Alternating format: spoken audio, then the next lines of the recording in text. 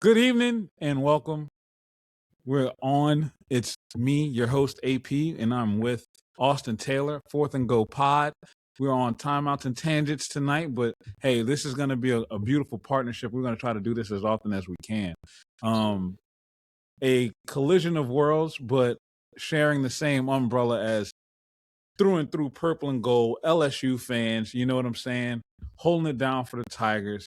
Let me start off the show tonight just by saying to all of the Texas A&M Aggie fans, goobers, yell leaders, all those people over there in Aggie Land and College Station, thank y'all. The amount of joy and euphoria that we're experiencing right now in Baton Rouge wouldn't have been possible if y'all did the improbable. Y'all came into Tiger Stadium. Y'all legitimately kicked our teeth in. And because it came at the hands of y'all, you got our coach fired. And that was the blessing that we needed. Thank y'all for freeing us and pushing us into the stratosphere where we can now enjoy the thrills and spoils of our labor, seeing heights of an offseason that we thought we'd never experience. We used to watch Bama and Oregon and Ohio State and Texas frolic through the portal, and Ole Miss dibble and dabble here and there. And yes, LSU had the number one portal class last year. I get it. But it held no weight because we still knew the coach that we had. It hit different. It hit completely different. See, this year, I know this portal class is hitting different. We feel different. We appreciate the vibes. We're excited. And we feel like we have a chance for every single player we put our eyes on. If we say we're going after Sam Levitt, it's not a hope that we get Sam Levitt. Damn it, we got the expectation to get Sam Levitt. So much so to where when we fuck up getting Sam Levitt, we still end up with Sam Levitt. That's the type of vibe we're on right now in Baton Rouge. So thank you, Texas A&M. Thank you for putting us into this state. A national champion will be crowned tonight. It will be crowned tonight. But LSU has won January. Austin, what do you got to say to the people to start the show off? You know, I'm caught off guard by thinking Texas A&M fans, first of all. But I'll say this, right? I'll agree with you. I will thank y'all, but that's all I'm going to thank y'all for. I ain't going to thank you for nothing else. And as you hear, my daughter's over here talking to me about her chicken she's holding. You know, I'm gonna tell y'all this, right? Texas A&M, good luck, right? Y'all can call it East Side, whatever y'all want to call it, all you want. But when we come in there and like one of my favorite podcasters says, and we whoop that candy ass, right? Y'all gonna find out, and that's all I gotta say. Y'all gonna find out, right? Y'all and the male cheerleaders and all that other stuff, y'all can keep it, y'all can have it, right? But nothing like that purple and gold. So nothing like it at all. At all. But that's the only thank you y'all gonna get. I'll tell you that right now. What up, Joker? Thanks for joining us on the show, man. Thanks for being in the chat and being active. Push it out, share wherever you can. Like, share, subscribe. Y'all know the vibe. Y'all know the routine. And in the double back off what Austin said, that's the only time you'll ever hear me tell Texas A&M thank you. You goobers are really worth nothing. Y'all are little brothers just like Ole Miss. Y'all will soon come to learn and respect your place as being the foothold and step stool for the rest of the SEC. Y'all will never amount to anything. I don't care if you held a home playoff game before LSU. That means nothing. We still hold more national championships than you could ever dream of. We actually got to live and witness our team hoist that trophy more than once in our single lifetime. So goobers, keep goobing. Yeah, anyway. Don't forget, y'all ain't beat us that many times either. At all. Talk to me. At all. Don't forget what Honey Badger did to y'all before you came to the SEC. Come on. Please. Thank you. Yeah, Put them back in their place. Thank you. Sir. So The big news of the day is Jordan Seaton.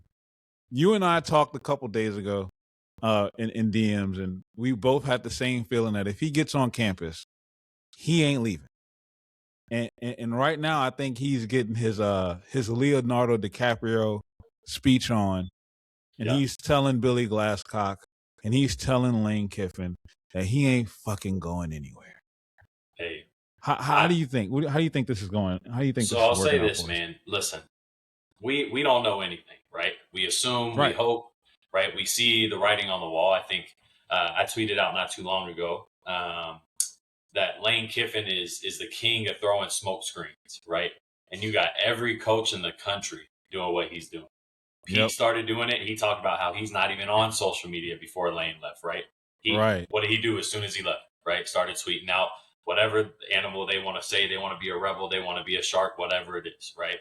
Now, brown bear, rebel. Now you got Oregon, tweeting out ducks. Dan Lanning tweeting out ducks. So we'll see, right? From what we know, he hasn't left Baton Rouge yet, right? But who can you trust these days? Twitter's Twitter, social media is social media. But I'll tell you this: there's no planes leaving Baton Rouge for Oregon tonight. That part. I'll tell you that. And we know that them private jets and PJs have been some sourcing recently. So and I know you pulled that up. Some really good sourcing going on that front with those private jets. You know what I'm saying? Shout out to the people in our follows who comment on the stuff that we post on Twitter. To the people in the chat like Joker, they be sleuthing around BR. Our man, the GOAT, all things go. He holds it down.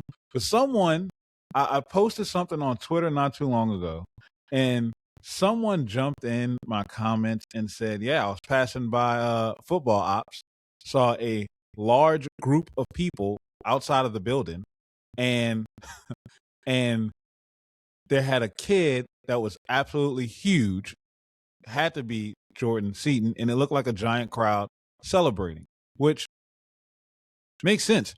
You could hop on a straight red eye right now from Baton Rouge.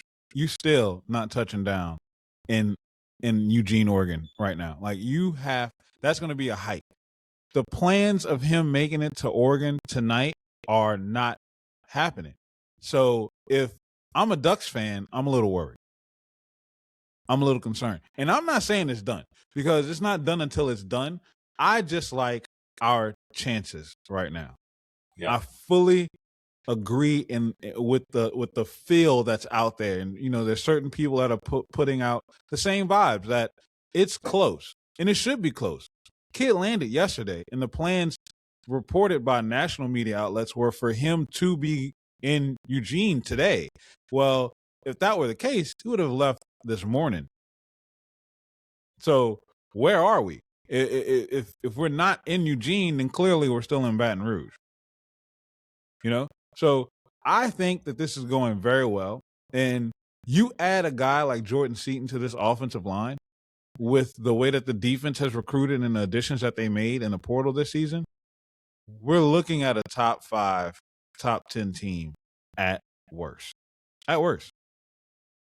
Yeah, and I'll agree with you. I think even we always get those rankings out way too early rankings, right?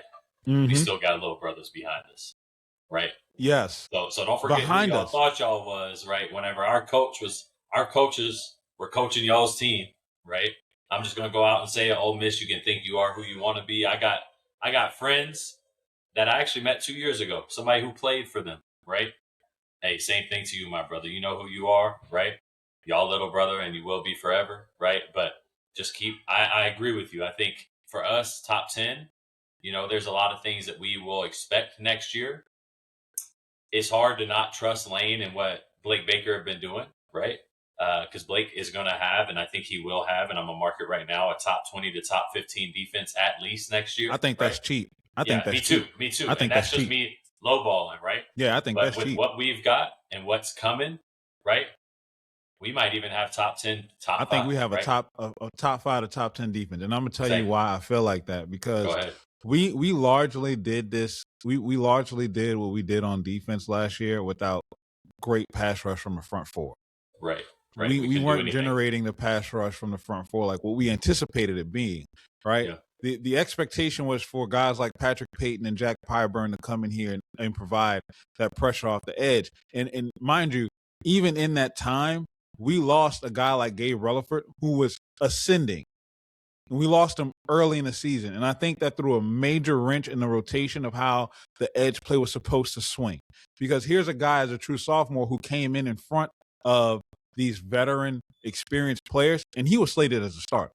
And there's a reason why that took place. So when we look at this defense and with the additions that we've made in the portal, we didn't just add guys. We add speed rushing guys. We added guys who can get off the ball, beat tackles one-on-one so we can generate pressure with the front four alone. Now you mix in Blake's exotic blitzing scheme and the way that we cover man-to-man on the back end and how they can play some zone on top of it, you're going to confuse defenses. You're going to confuse them.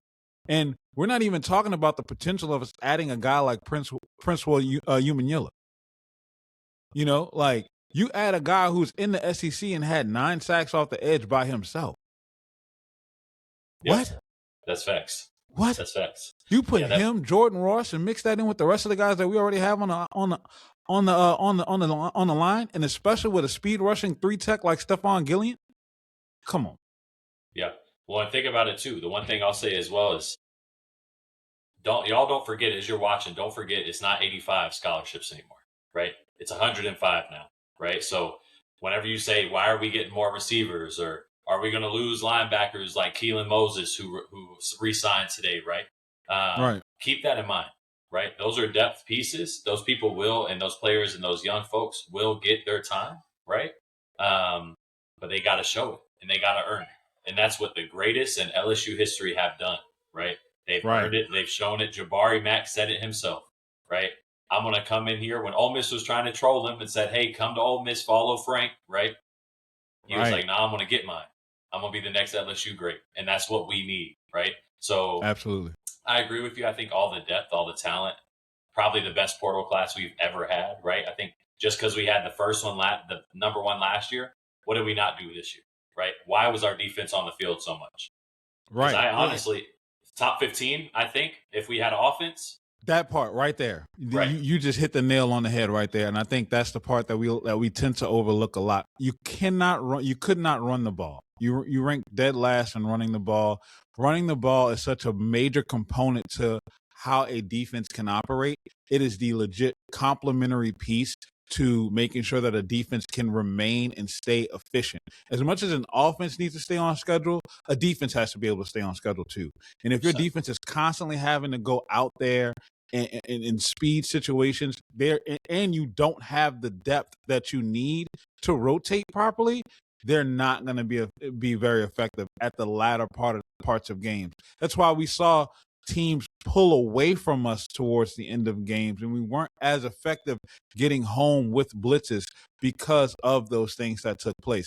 Joker made a comment right here in the comments, and he said, and I completely agree with this thought. He says, I think it was done yesterday. That's what the Tiger tweet from Kiffin was. They canceled the dinner because they already got him on board. I could not agree more with you, Joker. I think that's exactly what the hint was. I think that he threw that teaser out there, and I think that they're just working through the details of the deal. You know, there's no need to go to supper club to close if you've already been closed. There's no need to make major announcements right now until we get everything done. And if you look at how Lane operated, he tweeted the tiger emoji before he came back from Knoxville with Sam, right? We didn't get a tiger emoji for Sam Levitt. That's because he tweeted it leaving Knoxville. He tweeted the tiger emoji before Sam even went to Miami. Like, so we can't, it's safe to make the assumptions that we have because it's how the coaching staff is starting to train the fans and the media around the team. So that's great insight by you, Joker. It's a great pickup, and I completely agree. I feel the same way. How do you feel?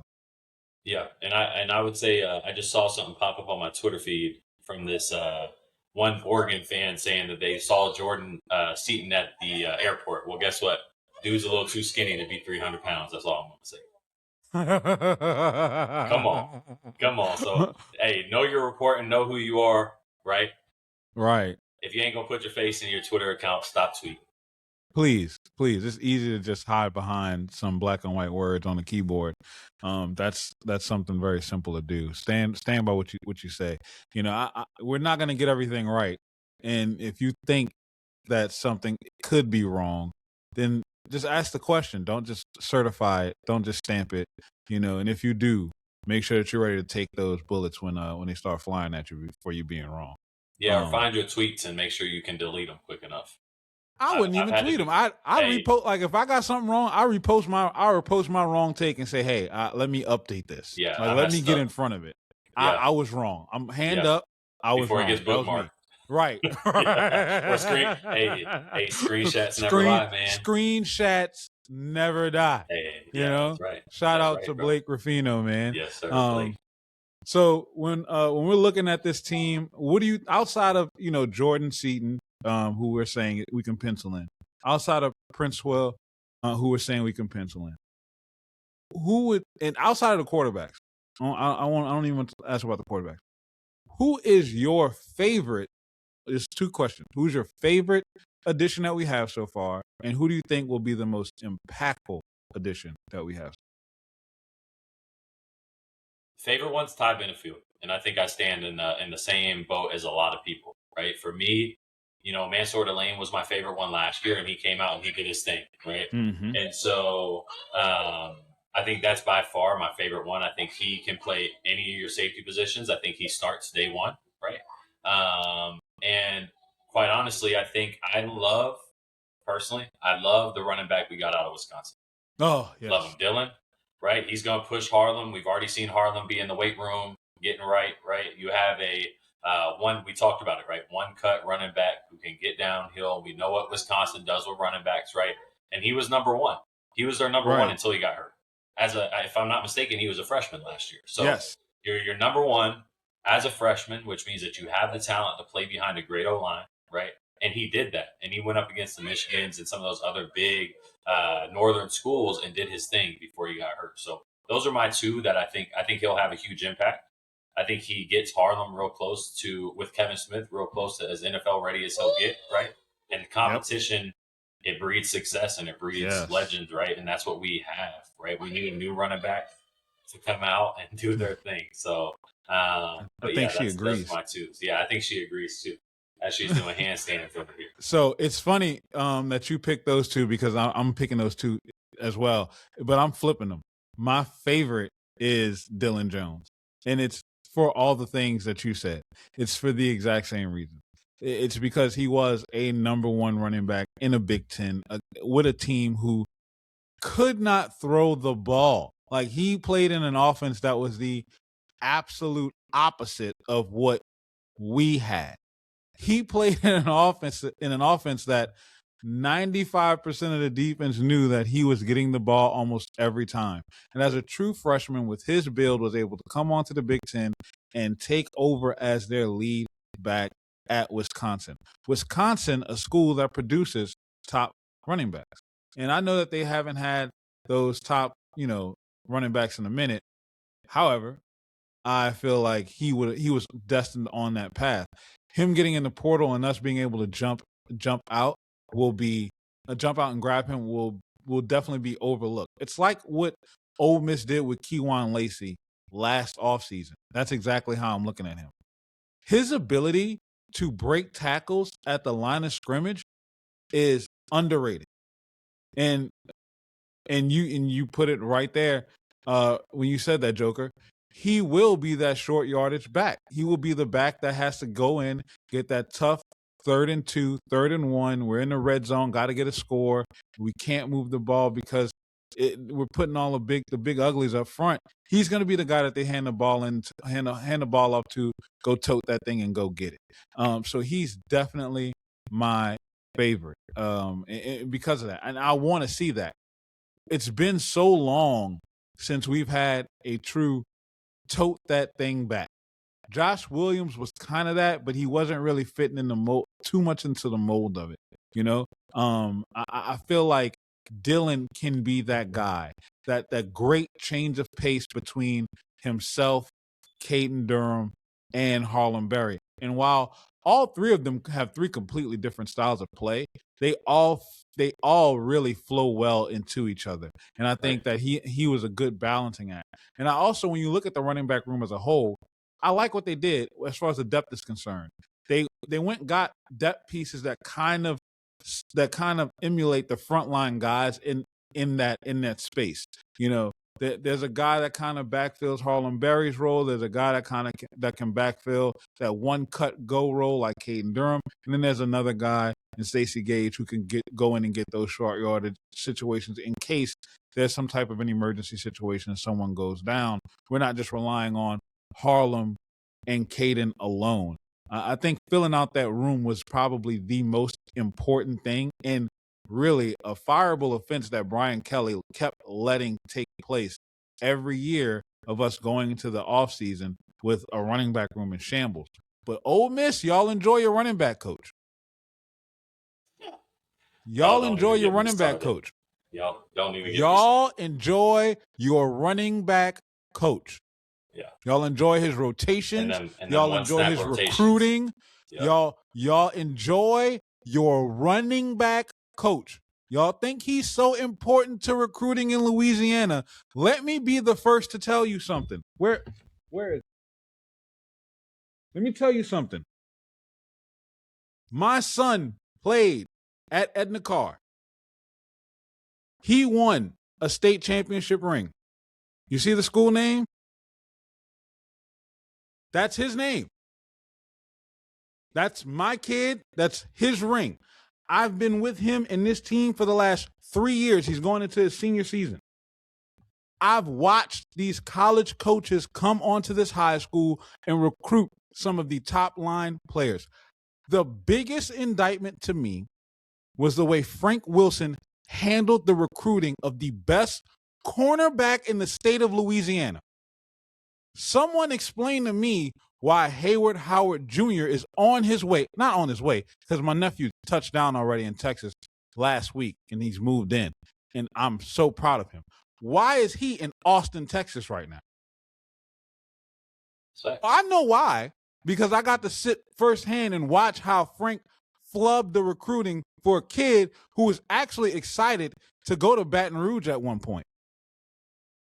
A kid who started out his junior season looking at offers from Houston, Ole Miss, and Colorado. You heard that right, Ole Miss. And Colorado. But then blew up his junior year and started getting offers from all across the SEC. And now you sit and let the best cornerback in the state leave. And Frank was the lead recruiter for him. Yeah. That's crazy. And I know personal stories about how that one flubbed. So Ole Miss, y'all enjoy your running back coach. You think he's the GOAT of locking up recruits in New Orleans? Get out of here. Eastern Royal committed to Texas. While Frank is still on campus. Eastern Royal plays at my alma mater. I graduated from Brother Martin High School. I can tell you more stories about what's going on with that.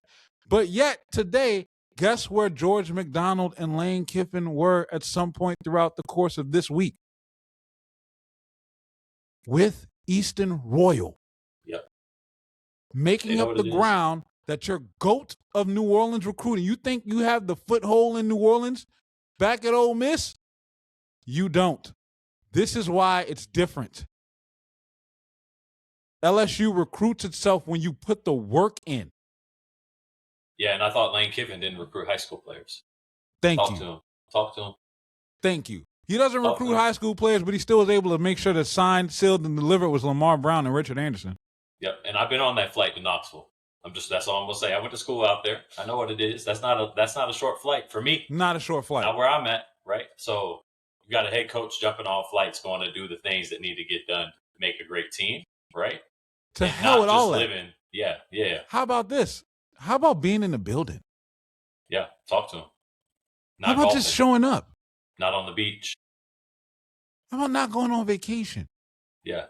Like, I get it. Everybody needs a break. Hell, I just booked a vacation for me and my family at the end of the year. I understand it. Same. I completely get it. But at some point, guess what I got to do? I got to show up and do the work. That's facts. Yeah. I got to show up and do the work. Lane Kiffin's been in the building more in the last 4 weeks, than it's supposedly, I'll say supposedly, Brian Kelly was in the building and his whole entire time there. Allegedly. We have to say allegedly. That right. Legal because purposes. we do not know because we were not there. No, we were not. The feeling from the coaching staff and from players and from those around the building were that he should have been present more. More present. Instead of being on a rotating camera stand, Let's not even get into it. And I'll say this, though. Yeah. I will say this. Talk to me. Brian Kelly's recruiting philosophy at LSU shows you just how much LSU can stand up on its own. That's facts. That's why it is just different with these 3 letters. Right. That's why. Right. If you have a guy who can half-ass the coaching, and look, we've had our fair share of them. For what it's worth, once Edo topped out and had 29, he started messing up. Other priorities got in the way. Yeah. Les Miles couldn't get out of his own way. Right. And yet we still were bringing in top 10 recruiting classes. Yeah. It's different here because we produce a high level of athlete on a small percentage of population. And there's only one school that these kids look towards. When you grow up in Louisiana, you only hear Louisiana State University. Whether you make it on campus, whether you make it to a game, because I can tell you now as a kid, growing up, I never went to a game. I didn't go to my first LSU football game in person until after I graduated high school, when I started going to the school myself. But I always looked towards Baton Rouge. That was the mark. That was the place. That was the pinnacle of football within the state, especially growing up with a brown bag Saints team. Yeah, that's right. Like, all you had to hang your hat on was the hopes and dreams of LSU being relevant, being good. And then when the early 2000s popped off and we started making noise, it was up from there.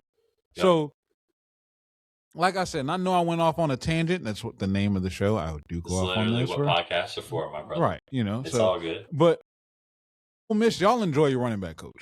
Yeah. Seriously. Yeah. Y'all enjoy him. I'm glad that he is doing great. He's a really good man. He's really a nice dude.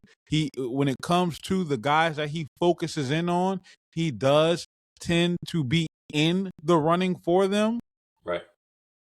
I'm using specific wording here. He does tend to be in the running for them. Doesn't mean he always gets them. So hats off. Blessings to you, sir. Thank you for all that you've done for the purple and gold. I know you bleed it, and now you're bleeding red and blue. Best wishes to you until September 19th when we come into Oxford and kick your teeth in. But going back to our original point, my most impactful player, I think, is going to be Ty Benefield. My favorite is Dylan Jones. My most impactful is Ty Benefield. And I feel like the reason why is because he solidifies a position of need. We lose a guy like A.J. Halsey, and now you take him and immediately replace him with a guy of his caliber, if not better. And that's hard for me to say that somebody can be better than what A.J. Halsey was able to do in that defense. Because the defense, for as good as it was, it still had its own problems and its own holes in it. And he was the true eraser. And I think Ty Benefield will be that eraser. Apparently, the plan is to move Deshaun Spears down to the star position. Cool. I don't care where you put him. Him, Tamarcus Cooley, and Ty Benefield, great. If you take one of those two out and leave Ty Benefield in and throw in a Fahim Delane, that's great too. Your DB room is elite. DBU made a large announcement of being back this year, and I think they're going to take it a step further with the addition of Ty Benefield. Yeah, 100%. I agree with you, and I like your picks too. Obviously, I mean, great minds think alike. Great minds think alike. Right. And so y'all know we didn't talk about it before the show either. No, none of this. I joined 9 minutes before we started. Right, like legitimately. Like our talks today was what software are we using? How do you join it? Let me make sure the equipment is working right, and then Right. let's get this thing started. That's Yep. literally have been our conversation. We have just been going straight off the dome. So thank That's y'all nice. to all of y'all who are joining us right now. I hope y'all are finding this conversation to be as entertaining and enjoyable as we are, because I know I'm having fun right now. Yeah, same. So, what are your expectations for this national championship game tonight? I know you said you pulled up FanDuel for some of the for the spread lines and thing. What are you seeing on that end? Because I know a lot of sharp money started coming in on Yeah, Miami. so one of my homies, actually, my best friend, shout out Jake, my best friend, he texted me from Austin, Texas, actually, as we were talking about Austin, Texas. That's funny. Asking me if I could look at the money lines for him and get him some updates on where everything's at. So I let him know, what it's looking like. It looks like Miami is plus 245. It went down a little bit. They were plus 260 not too long ago on FanDuel. Now they're plus 245. Okay. And it looks like, over. I would honestly, if it's me, I'm taking the over on points personally. Right. Okay. I'm taking.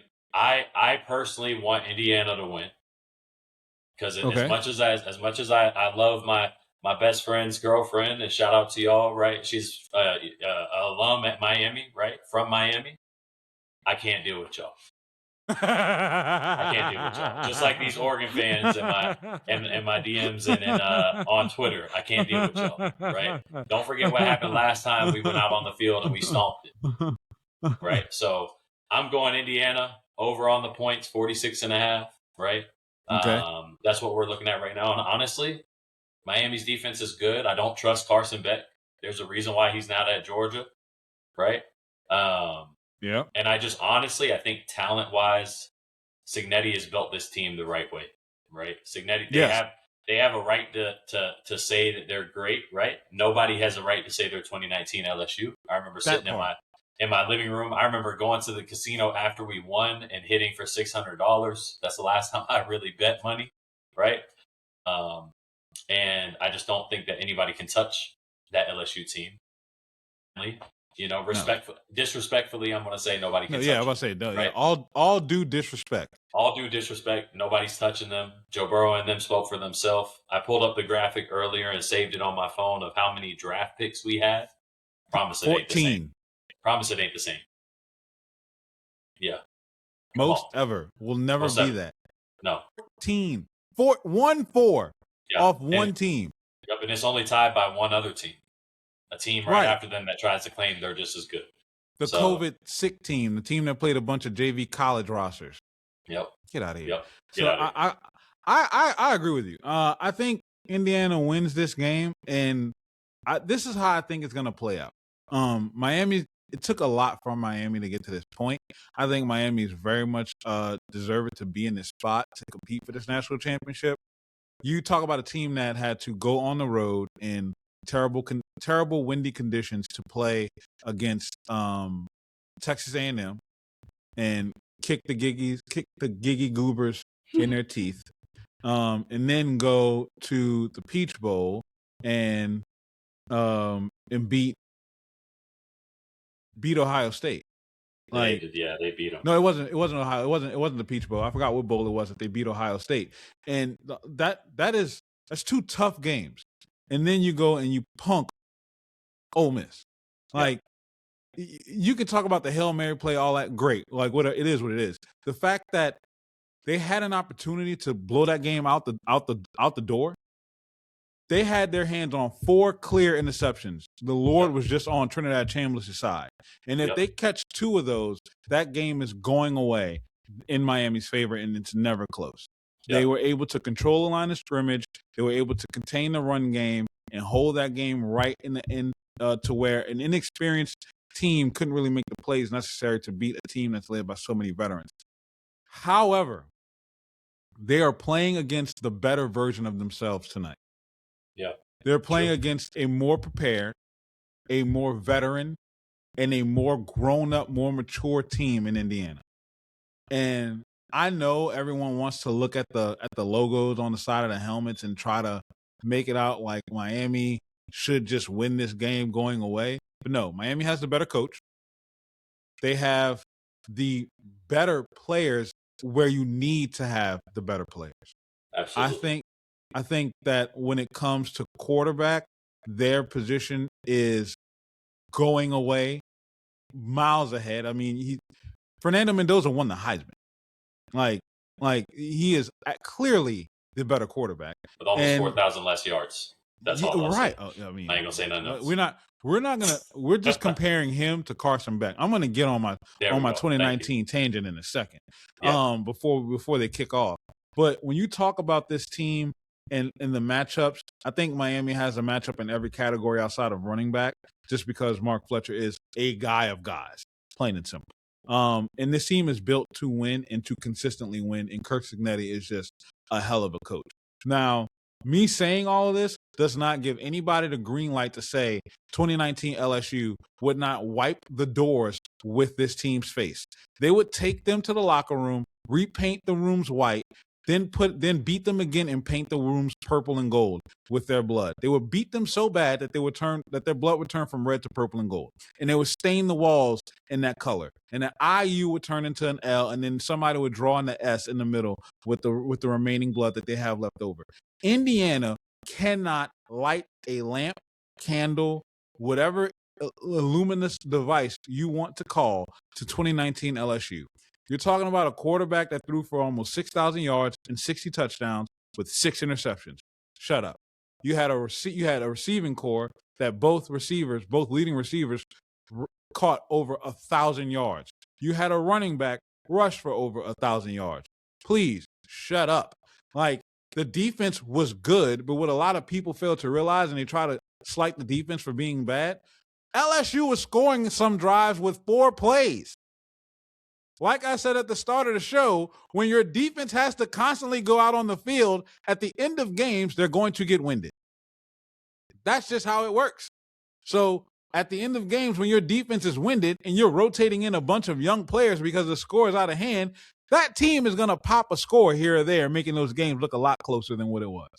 It's like in 2019, the Ole Miss game that LSU played, when people were nervous about how Ole Miss's quarterback was just running all around LSU's defense.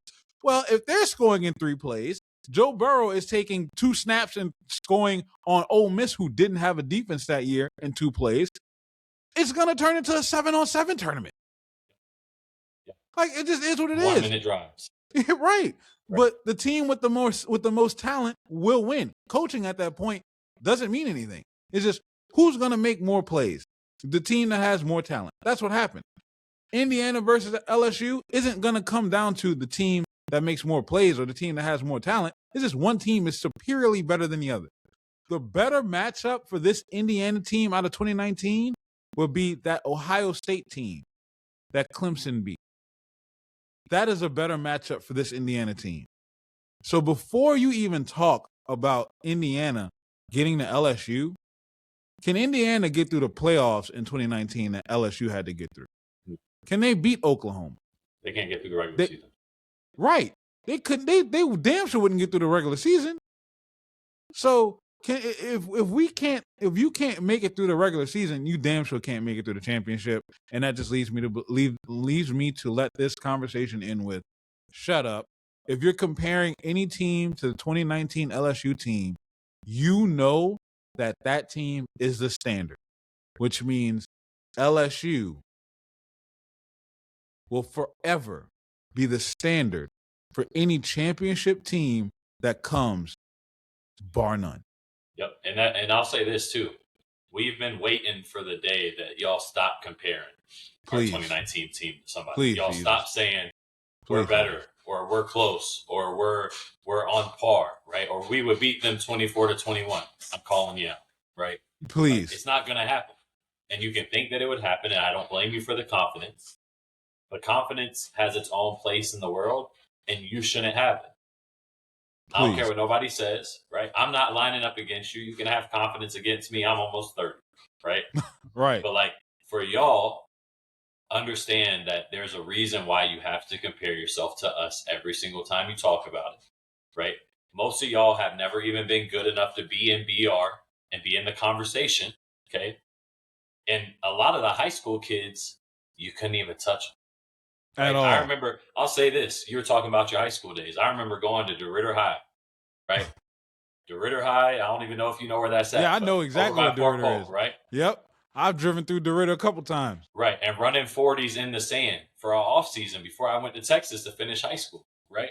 Right. And literally, like, y'all don't understand how different. And I'm not going to say we, because I didn't grow up in Louisiana. I was there every summer for my whole life. Right. My dad's from DeRidder. My family and my cousins and my other family have played and coached at LSU. Right. That's where my love for it comes from. But I can't even say I'm in that conversation. The people in Louisiana are built different. Right. I will stand for that city. I wasn't even born in the state, but I will stand for BR and I'll stand for Louisiana like it. Absolutely. I believe it, because I do. And y'all ain't got nothing on us. And I'm going to say us. Y'all ain't got nothing on us. You never will. And you ain't never going to see us on the field. So, man, look, you got roots tied to that place, man. You are definitely an adopted born in son. a different state. Yeah, that's all it is. That's it. You know how many people who are transplants from Baton Rouge? Every LSU great. I mean, look, Pat Pete is a son, a native son of Baton Rouge from Florida. Come on, man. Like, you don't have to be from Baton Rouge to be from LSU to be a part of that community.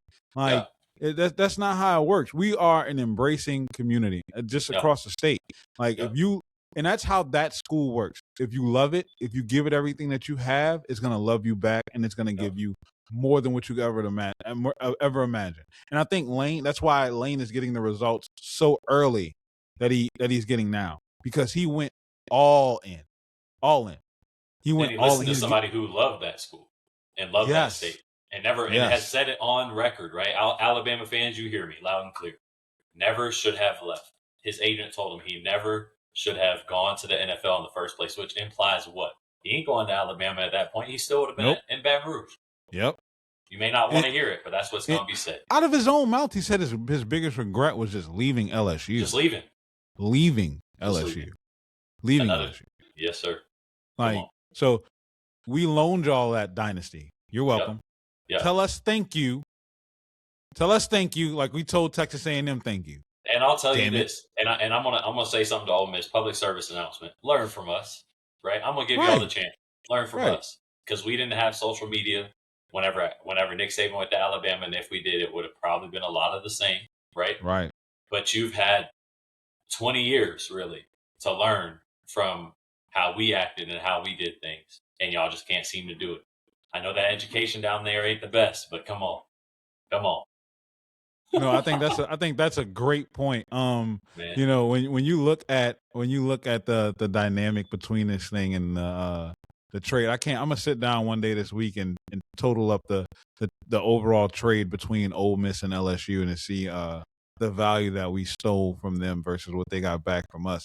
But when you look at this and you see that y'all are going through what we went through, it wasn't directly, you know, like it wasn't like Saban directly left on a plane from Baton Rouge to Tuscaloosa. No, there was some years of separation, but he still went to a rival. You know, at the end of the day, he still went to a rival, and we still had to learn how to live with that and seeing our coach who made us successful on the opposing sideline. The thing with this, though, for Ole Miss is this. You have an opportunity to prove that you are bigger than the coach. Can you sustain the success, the foundation that he led, that he built, that he left behind? Can you sustain it and then build upon it? Now, the biggest issue that you're going to have is you're going to have to see him every single year. You're going to have to see him every year. And he's coming with that smoke. You thought LSU was down bad. And we were. We're 7-6. Y'all had 2 close games against us. Right? 3 in a row. And you got us 2 out of those last 3. I can guarantee you it's not going to be too many of those that you're going to get. Yeah. And to the Alabama fans, if you thought I was done with you, how are y'all enjoying y'all off season so far? Oh man, that's a crazy question. Because I'm not gonna lie, I almost feel sympathy for you. No, I almost I'll never do that. almost feel sympathy for you. I don't, because you lived a charmed existence for the last 20 years of my life after renting our coach out, you bastards. And I'll say this: wait until I get a reporting that I can play while we're streaming, saying that you're spoiled. Or You're spoiled. You're spoiled. Y'all thought y'all were still a dynasty. You talked about running your coach out of town after his first season if he didn't make the college football playoff. Now it's the second season. You're saying the same thing. Right. You're putting this man on the hot seat for what? For Nick what? Saban picked him. Right. Y'all asked Nick Saban to go out there and choose who he wanted, who he thought should come out there. And he didn't pick Lane Kiffin. Y'all can be mad about it all you want. Lane Kiffin ain't coming there. He does not want to be in Birmingham or wherever, Tuscaloosa, close enough, right? Right. And just understand that y'all aren't what y'all thought y'all were, or you're not what you were, and you won't. Right. Right. Teams like Indiana are winning championships now, and I'm stamping that. I mean, teams like Indiana dog walk Alabama. Come on. Dog walk. Walked you down. Walked in your trap, took over your trap. I already know what the comments would be behind. Well, what did Alabama do to LSU? Oh, yes, y'all got us. Y'all got us. I'm gonna give you that. Screenplays. Y'all got us. Y'all got us. You got that. You got that. I will be the first person to admit when they beat the shit out of it. Jalen Milroe, I was in Tiger Stadium for that game last season when Jalen Milroe ran up and down the field and we couldn't do anything about it. I was there. I even left before the third quarter ended. I was out because I knew what it was off at the house, man. Yeah. It was bad. So yeah, you got us. But I guarantee you ain't gonna get us like that again. No. And honestly, y'all lucky y'all won this year. And are you lucky? I'm glad. Because if we don't start Garrett, come on. That part. Y'all are lucky. You lived a charmed existence. You had it, and your run is over. And now you got players fleeing, and you're not bringing in Ole Miss is bringing in better players than y'all right now. Ole Miss. Like, that's rough. That's saying that's rough. So, kickoff's about to happen. What's some final words you got for the people, Austin? No, nothing much, y'all. To be honest with you, I'm happy that my boy AP let me jump in with you guys tonight. It's a quick and just off like base type of jump in, and we're going to get locked in the future. For me, I'm getting ready to start my own pod. I'm giving myself some time, right, to get settled in and figure it out, right? I've been extremely blessed by God to be able to have this opportunity to jump in here with you, brother. And I want to, go out there and say, like, my boys out here are truly trying to be another great in this media and this podcast realm that we have in this college sports world, right? And this NIL era. So keep doing great things, right? This ain't the last time you are going to see me. I'm sure I'll be on plenty more in the future. Oh, absolutely. And we're going to grow up and glow up together, and we're going to get out there. But we're always going to keep it a buck. I'm always going to be 100, right? You may not always love what we have to say, but that's what this is for. Exactly. Right? That's what this is for. So exactly. And y'all's opinions bring them in here. Put the comments in. Please. Let us know. We want to see y'all on here, right? We want y'all to be involved and engaged and just show us some love and we'll show it back. So. Absolutely, man. Look, I they always say that your first is your most special. You're the first person I ever had to join a podcast with me, man. And I definitely appreciate it, man. You wanted to be on, and that says a lot to me. Anybody who wants to do something with me, I make sure that I get that I get that to happen. And this will not be the last time that you and I link up at all. I can see us doing this a lot more times down the line, and I'm very excited to see you grow as well. I spent a lot of my time trying to figure out exactly what I wanted to do in life, and I'm about to turn 41. Believe it or not, man. Yeah, hey. I'm old, bro. Bless you. Hey, I ain't even 30 yet, man. But it's coming. Yeah, I'm old, man. But yeah. I know, and my wife and I talked about this a lot. I love sports. I love talking sports. I can talk sports all day. I love LSU. It's my school. It's where I went. I can do this all day long. And this is my passion. And like you said, I want to make sure that I grow this. But I want to grow this the right way. And I want to grow with people who have that same passion, that same dedication, not just to get takes off, but to give people proper insight and good opinions. So that way you can form ideas around sound judgment. You know, I'm not just gonna always come in here and sunshine pump, but we have a lot of sunshine to pump right now. We have a lot of great things going on around Baton Rouge, and I can tell you, nobody will ever be a harder critic than myself, especially for myself. And that's how we're going to make sure that this thing continues to get better. I'm going to make a lot of mistakes, and I'm not afraid to admit that. And I'm going to make them in front of y'all. And we're going to keep doing our thing. We're going to keep grinding. And I just want to say thank y'all for taking the time to join us tonight. The engagement in the chat was amazing. It was fun. And I hope that y'all leave here tonight with a little bit of something more than anything than what you came in. Kickoff's about to happen for the Natty. Let's go enjoy the game. And Yes, I might sir. fire up another one before the end of the night. And my son Wade, who's named after my cousin Wade, whose jersey's up there in the back, right? What do you want to say? Tell him. Go Tigers. That's right. Go Tigers. That's what I'm Go talking Tigers. about. That's right. That's what I'm talking about. Yes, Let's sir. go ahead and sign off, man. Y'all right, enjoy y'all night. I'll Yes, see sir. y'all You too. later. Keep it easy. Go Tigers.